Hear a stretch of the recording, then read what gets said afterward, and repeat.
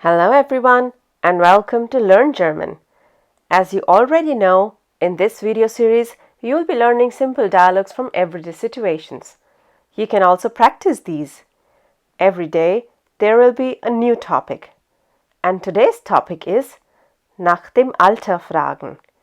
Ask about the age and how to answer this question. Let's look at 3 dialogues. 2 are informal and 1 is formal. Listen to them and repeat. After that, it'll be your turn to answer the question displayed. Don't forget to subscribe if you still haven't. And here's the first one. Wie alt bist du? Ich bin 20 Jahre alt. Und du? Ich bin 22 Jahre alt. Wie alt bist du?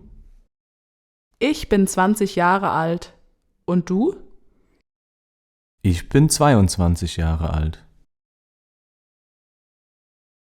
Hallo Selma, wie alt bist du? Hey Tom, ich bin 23 Jahre alt. Und du? Wir sind gleich alt. Ich bin auch 23 Jahre alt. Hallo Selma, wie alt bist du? Hey Tom, ich bin 23 Jahre alt. Und du? Wir sind gleich alt. Ich bin auch 23 Jahre alt. Guten Tag, Frau Schneider. Darf ich fragen, wie alt Sie sind?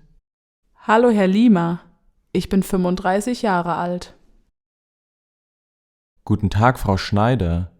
Darf ich fragen, wie alt Sie sind? Hallo Herr Lima, ich bin 35 Jahre alt. And now it's your turn. Jetzt bist du dran. Listen and respond. Wie alt bist du?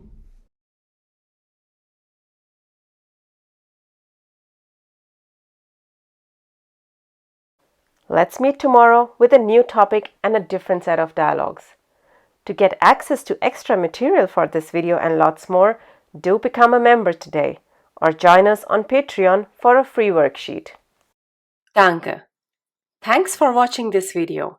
If you liked this video, do give it a thumbs up and share it with your friends. Don't forget to subscribe to the channel if you still haven't. You can click on the bell to receive notifications whenever we upload a new video.